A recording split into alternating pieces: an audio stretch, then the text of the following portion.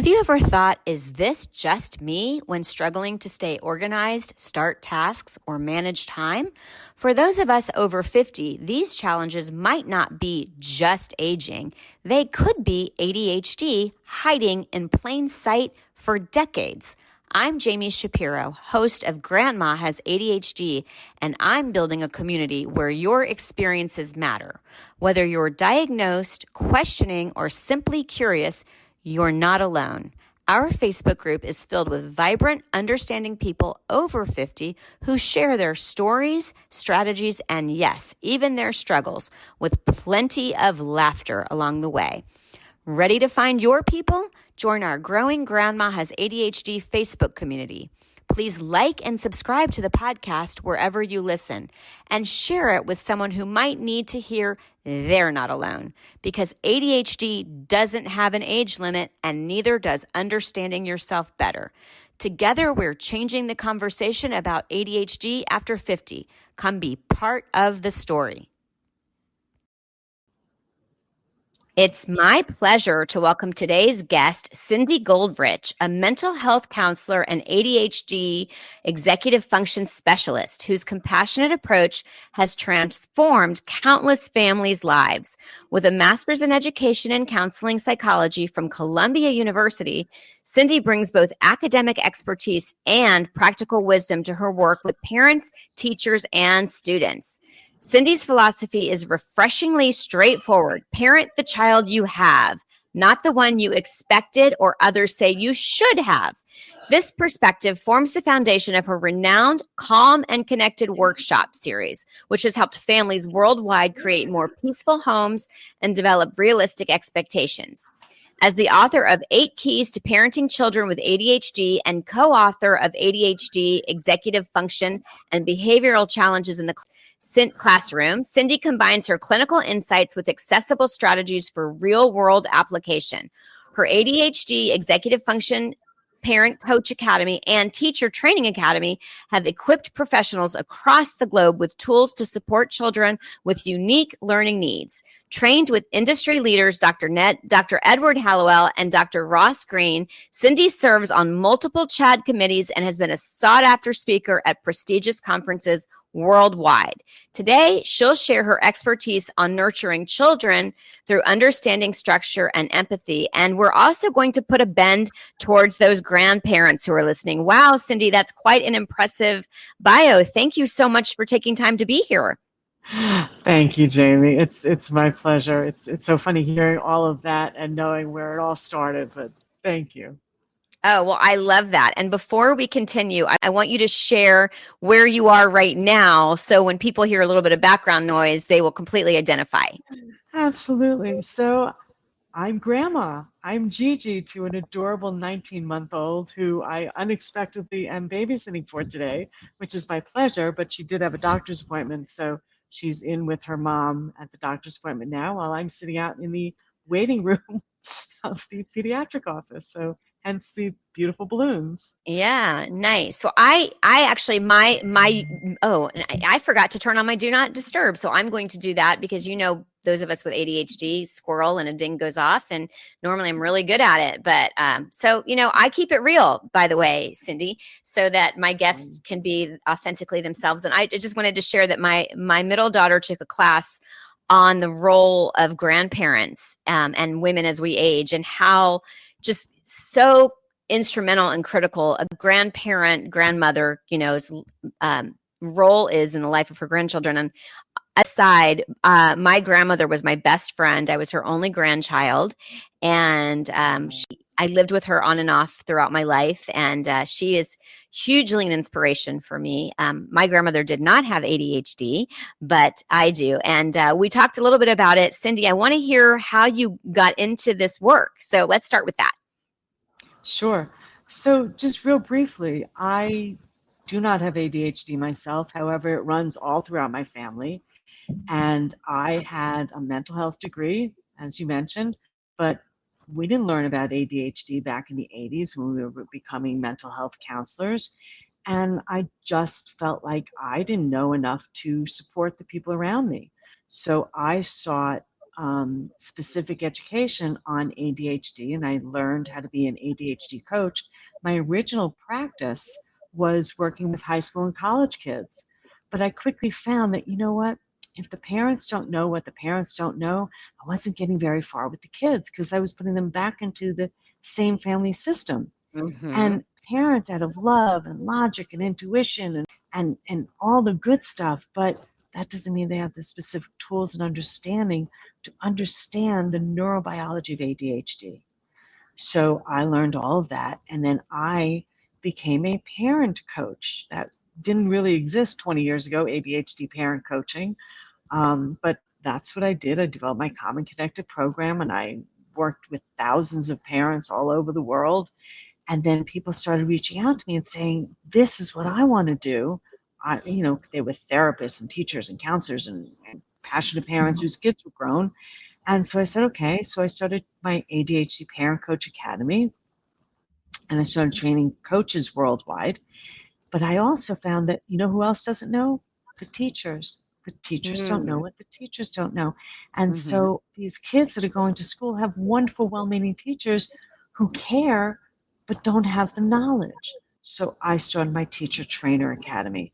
And my daughter, who's actually an elementary special ed teacher for the last 10 years, she co-wrote my second book with me.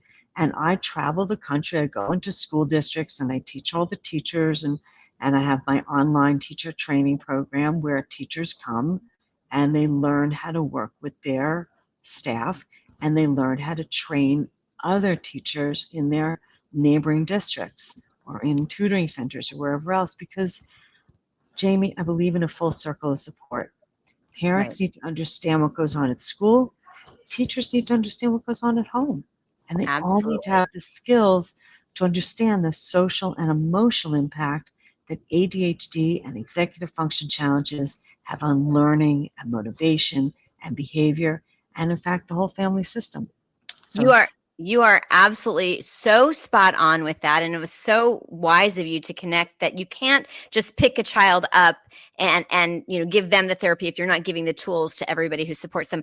I was called to read a quote to you that I just came across last week. That every time I read it, still it gives me chills. And as someone who's educating teachers, I wanted to share it with you and the listeners, and then go back to this. sure. It's a Neil deGrasse quote. You Yeah. may or may not have heard it. It's ADHD is not a disorder; it's a phenotype, a different kind of wiring. People with ADHD carry the OG genetic traits that made them elite hunters, gatherers, and scouts in ancestral times. Fast reflexes, heightened sensitivity, scanning attention, and quick adaptability were all superpowers in natural environments. It only gets labeled a disorder when you're born into a modern world that forces you to sit still for 8 hours a day, memorize irrelevant information, and conform to systems designed for industrial efficiency, not human brilliance. ADHD isn't the problem, the environment is. So I love that, just tied so well into what you just said. Yeah, it absolutely does. And it really ties into, as you know, this a philosophy of mine, which is parent the child you have. Not the Mm-hmm. child you thought you'd have, not the child you wish you'd have, but that child you're blessed with. And in doing that, what I mean is get to know that child's uniqueness and their wonder and their joy. And it may be so different from you. I don't have ADHD, as I mentioned. I'm more of a type A, I just get Mm-hmm. things done. But the people around me need to do things differently, and that's okay. It's all Mm-hmm. about how we work with each other, how we respect each other, and how we create the environments that suits us both. So, Sure. Well, a lot of our audience are going to be grandparents. Not everybody. I am actually not a grandparent, but we run into family dynamics, right? I even remember when my mother-in-law would say our kids or like my kids, and I was like, they're my kids, right? But really it takes a village, and they're because especially it can be an in-law dynamic and it be a mother-daughter dynamic. But how do you recommend a grandparent who's observing, I think that my grandchild has ADHD or my grandchild has ADHD, and I don't think my adult child is really serving them, in the best way they can. How would you recommend, with your expertise, that we bring in the role of grandparent? yeah, that's such a great question. I'll answer it a few different ways. First of all, you know, being the grandparent, and I've only had 19 months of this, so I'm not an expert yet. But what's interesting is you're seeing both the dynamic of the parent of the child parenting the child and yourself still parenting your own child who's now the parent. So it is multi level, it is Mhm. so multifaceted. And so when your own child may not recognize the ADHD or the potential ADHD of that child, you approach it like you approach anything else, with curiosity and empathy.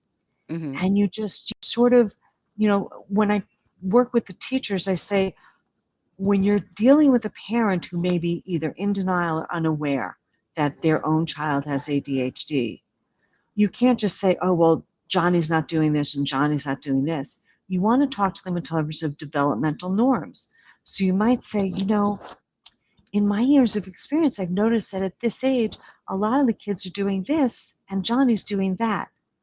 I wonder why. I wonder how it's impacting him. I wonder if there's anything that we want to learn about this, so Mhm. that it's coming from not a judgment place, but the curiosity place of let's learn more. And Mhm. if what Johnny's doing seems more typical of ADHD or just, the neurodivergence, then what are the implications of that? Because it's not necessarily bad, it just means different. Right. I love the quote that you read. One of the things I always say is that ADHD, I don't look at as a disorder. I look at it as a difference with challenges. And Mhm. yes, a lot of the challenges are because we have the mismatch of environment. But some of the Mhm. challenges because we don't understand it. We Sure. need to understand things like processing speed and working memory and, initiation, all these different things that are impacting. So I hope Sure. that answers it. Yeah, it does. I like that coming from the place of curiosity. I also know that there is this, as much as I personally hate to admit it, there's this, I pass this on to my child. And there's a little bit of shame, which is, one of the reasons that I am doing this podcast, because I am really trying to destigmatize ADHD. And, and I also want to highlight that I did an interview yesterday with another therapist who said, who also had ADHD. And I like to ask people if they could, press a button and turn off their ADHD, would they? And it's really nice to hear for most adults that the answer would be absolutely not. But growing up, yes, I would have definitely wanted to take that button and turn it off. So let me ask you this question. Because a parent is likely to feel judged, whether it's their own parent or definitely an in-law, how do we take that into consideration? Um, even approaching like something doesn't seem right. Even the I've observed that other kids are doing this, but yours isn't. Like it's going to be hard not to hear that from that lens. I hear what you're saying, and I really do think it depends on, and this is what I do so much of, the relationship between the parent and the child. And Mm-hmm. again, you're talking about your adult child. Mm-hmm. Because if you can come in it from the place of, I notice that there's a difference, I'm curious. Like, I'm not saying it's bad or good. It's just we need to pay attention to it. So what Mm-hmm. about that? You know, that that may actually be a really wonderful trait, that look how curious your child is. And it's so unusual to be so curious about this when everyone else is just playing in the playground. So Mm-hmm. it's not necessarily a negative. And that's what we need to work on in our own relationship with our child, that, hey, I'm coming to you with my own curiosity too, not my judgment. So if Mm-hmm. you're hearing judgment first, that's a dynamic between you and I we need to work on too, because I think you want me to be supportive and helpful, and I also need to be honest. So if we're always worried about that layer of, is she going to hear me judgmentally, then I'm filtering so much, right? Mm-hmm. Mm-hmm. That's great. And also pointing out that, those of us with ADHD tend to be a lot more sensitive to any sort of perceived rejection or any sort of criticism, so that's going to especially be a delicate conversation. Mm-hmm. What do you think? And as you were talking, I thought might be a good idea for those grandparents to get educated on the good, the bad, and the ugly of ADHD, because there are so many wonderful traits. And I think, I always talk about are you familiar with the sandwich? I use that with my kids all the time. Of course. Of course. Okay. I'll let you, since you're the therapist, describe the sandwich, because not everyone knows it. Yeah. Assuming we're talking about the same I'm sandwich, sure we are. you want to say something positive, Mm-hmm. and then you want to do the correction, and then you want to say something positive again. Right. Because sometimes it is hard to hear those negative things. So we want to set the stage and still go back and remind and say, hey, but that's just this. It's the Mm-hmm. big stuff. It's the bread on the outside that is really the main thing. But we got to talk about that little thing in the middle. Yeah, that meat, that's where the sandwich comes from. Yeah. Yeah. So, how do you feel a grandparent? Actually, let me ask you this question first. If I am the grandparent and I am starting to realize I think my adult child may have ADHD, what is your advice on how we bring that up? That's a good question. You know, there are so many adults who, as you know, I don't have to tell you, who learn as adults that they have ADHD, Mm-hmm. right? So the first thing I would say is that grandparent better get really educated a little bit. Mm-hmm. And when you were talking before about how does the grandparent get educated, I'll just plug my own program, my Common Connected Workshop Series. It's a 7-session workshop series. It's called Common Connected Parenting Children and Teens with ADHD and Executive Function Challenges. The reason I bring it up now is session 1 is a almost 2-hour session on just beyond what you think about with ADHD. It really goes into that social emotional impact of ADHD and executive function challenges so that people experience what ADHD is all about. So that way the grandparent, whether they're, helping their adult child with the grandchild or noticing it in their own child, is going to understand that more. Why do Mm-hmm. I say you have to start there? Because before I'm going to start going to tell my child, hey, I think maybe you have ADHD, I better know a little bit more of what I'm talking about than what's out there in terms of inattentive, hyperactive, impulsivity, Mm-hmm. all of those other things. I better really have a better understanding. But the Sure. second thing is just, again, I hate to keep saying about the curiosity, it's the noticing of, you know, honey, now that you're a parent, I know that this is overwhelming and everything, and we sometimes go back to some of our own initial challenges, or maybe some of those challenges that you've been able to keep in line are really getting hard. I wonder what we can look into that might be helpful without labeling it, and then you Mm-hmm. get there. Great. I want to take a pause with you right now and come back and talk more about what calm and connected is, and if there are some tips that our listeners can take away, and of course, how they can find you. So, Sure.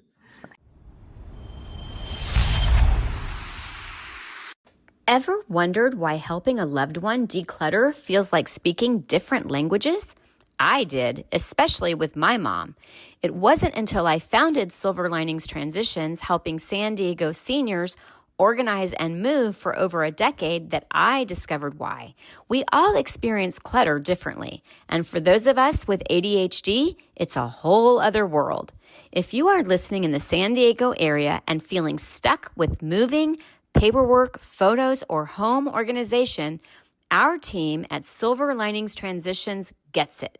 We understand ADHD's unique challenges, and we won't just help you get organized, we'll create sustainable systems that finally stick.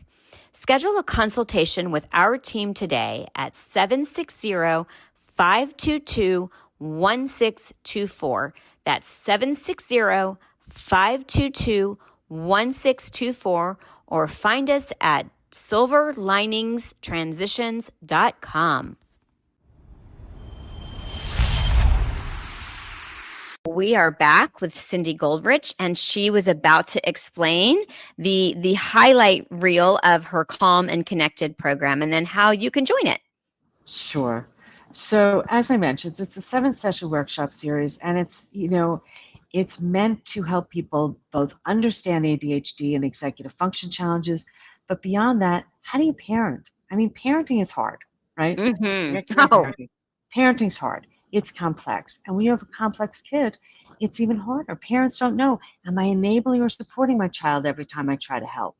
And what kind of boundaries are going to help them feel independent and secure, but still be accountable and responsible? And what kind of consequences are going to build skills and not just be punitive? So we Mm-hmm. start with foundation, and then we build. We talk about communication and how to collaborate and how to set boundaries and all of those different things. So that's what the workshop's about. And if you want to find out about it, you can just look at my website, which is PTS Coaching. By the way, that stands for Pathways to Success, because I think this is the kind of pathway people with ADHD have. It's not this nice straight Yeah, path, it's right? wavy. For those of you who are listening on a podcast, she I did know.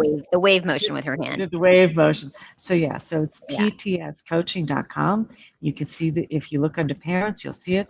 You can always just email me, Cindy, CINDY, at ptscoaching.com. Happy to interact with you. Wonderful. Do you think that this is something that would help benefit grandparents as well? Absolutely. I have so many grandparents who take this course as well.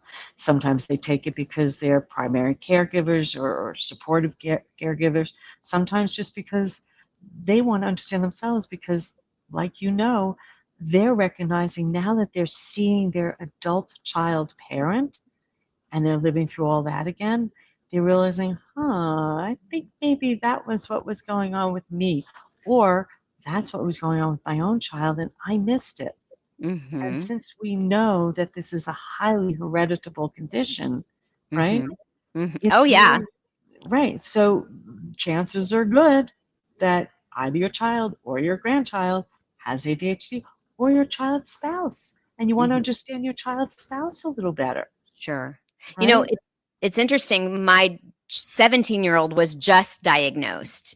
Even though I've known for almost 10 years that I had ADHD, it presents differently. But when I started to look back when she got the diagnosis, I'm like, wait, her report cards really were like mine. She was talking too much in class and she had some of the social problems that I had. And now it's like, and I told her how lucky she is that she has a mom that understands it, because now I realize when she doesn't clean up after herself, or she makes those little mistakes, that she's really not doing it deliberately. She's not being, defiant. She just is her brain is on a motor like mine is. And so, and I definitely feel like that role of the grandparent, to your point, Yeah. it's going to come back to the relationship that you have with your adult child. And it's going to be really important to set that level before we even go into giving advice or criticism or, right. So, And I just want to interject one thing. It is, and ADHD or not, it is never too late to work on that relationship. When you are the grandparent and you've got the child, there's so many layers, as I said. The dynamics are amazing, right? And the child starts to understand their parent better at mhm. all stages of life. So it's always a new opportunity to work on your own relationship with your adult child or with your mother, I right? love that. I want to emphasize it is never too late. That's, I've had people No, question why I would do this podcast. A senior has had ADHD their whole life. Why does it matter? And I'm like, why wouldn't you want to make your life better the moment exactly. that you could? You gave me a question. I think it's a great one. It's, what are some practical ways that grandparents can be a source of support for their ADHD grandchild, whether emotionally, academically, or in daily life? So I would love for you to answer that one. Yeah. Well, the first thing is just get down there and play with them and reflect back what you're hearing. You know, even the nonverbal child, like the very young child, just be able to say, "Oh, are you feeling overwhelmed? Oh, is this like a lot going on?" And accepting them as they are. Don't try to make them fit into that environment. Maybe let them take you to a new environment. Mm-hmm. If you're at one of those, I don't know if you ever took your kids to like the little gym or any of those little Oh, yeah. programs, Oh, right? yeah. And Uh-huh. when I was a mom the first time, it was like, oh, I want to make sure my child is fitting in with everyone else and doing what they're supposed to. But now, as I take my grandchild and she's interested in something else, it's like, oh, let's explore that too. Mm-hmm. It's not fitting into the other mold as much. Right.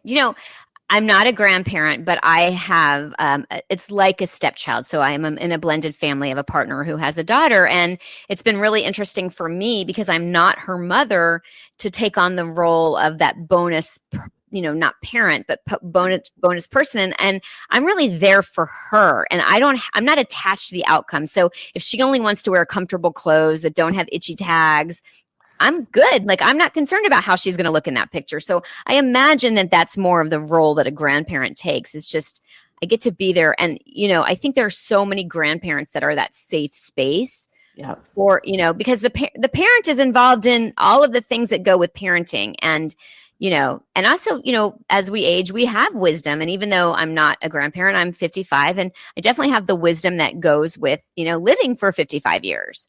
Are there any questions that you feel like our listeners we need to address before we end? Because there's nothing worse than finishing something and saying, I wish I had said this.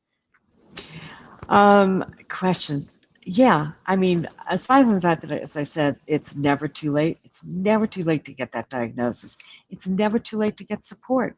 And support is not just medication. Medication is a tool in the toolbox. It's the education. It's the coaching. I mean, I have coaches who work with high school and college kids. I have coaches who work with parents in their role as parenting. I have coaches that work with adults in their role as being the adult, because we all could use a coach. We all could use that. So the question I have for the people that are listening is, what is it that you want better in your life? And how are you going to get there? Is it through knowledge? Is it through support? Is it through just a little grace and accepting yourself and saying, you know what, I'm doing the best I can and I'm going to do better tomorrow? Mm-hmm. I love that. I always have found that you really see who somebody is when they make a mistake and they atone for that mistake. They make it right. You see them walk through that mistake. And, my kids see me do it all the time, and I don't hide it from them. I'm like, they're going to learn, from my experience. Sometimes we have to learn the hard way, but, I always want, if I can, to spare my children from that. And I would imagine grandparents especially want to, buffer those kids and give them the caffeine and the puppy dogs and all the love, and then, send them back. Any other parting thoughts for our listeners? Again, they can find you at ptscoaching.com, and that you do have that calm and connected workshop that you said a lot of grandparents participate in. And if anyone out there feels like, you know what, my kids are grown, I do want to do this, I'm curious about helping other parents or teaching other teachers, then look into my professional programs as well, because this is a growing field. There are a lot of people, as you know, who are first recognizing their challenges, and they want and they deserve the support. So absolutely. I am so glad that we have this awareness now, and I appreciate your, parent the child that you have and not the one that you thought you were going to have. Thank you so much, Cindy, for being part of this conversation. Absolutely. And for supporting the people who are listening who truly are grandmas, because I've said, you don't have to be a grandparent to listen. You don't, and I appreciate it. And it is never too late to improve yourself and learn and make the rest of your life the best of your life. If you liked this podcast, please subscribe to it and let me know what your thoughts are. And you can find our growing Facebook community at Grandma Has ADHD, and that's on Facebook. Thanks so much for tuning in. The opinions expressed on Grandma Has ADHD podcast are those of our guests and hosts and are intended for informational and entertainment purposes only. This podcast does not provide medical advice, diagnosis, or treatment. The content discussed in this episode is not a substitute for professional medical advice, diagnosis, or treatment. Always seek the advice of your physician, mental health professional, or other qualified health provider with any questions you may have regarding a medical condition or mental health concern. Never disregard professional medical advice or delay in seeking it because of something you have heard on this podcast. If you think you may have a medical emergency, Call your doctor or emergency services immediately. The host, guests, and producers of Grandma Has ADHD do not assume any liability for the content of this podcast. Listen at your own discretion.